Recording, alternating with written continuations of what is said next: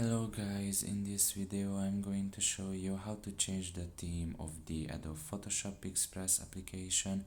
The first thing you need to do is enter the app. Once you are done with that and you are in the home page, you should look in the top of your left corner and there you will find three lines.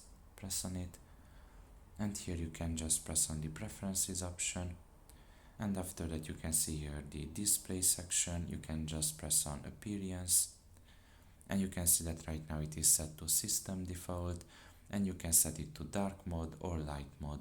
Now the system default is the same as the dark mode, so if you change it to that it's not going to change anything, but you can also change it to light mode basically, and now the application is going to be light basically, or with other words white, and you can just leave, and you can see that right now it's going to be white.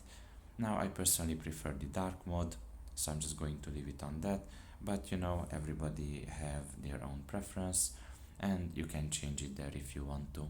So that's pretty much it really. I hope this video was helpful to you. Thank you for listening and see you next time. Bye bye.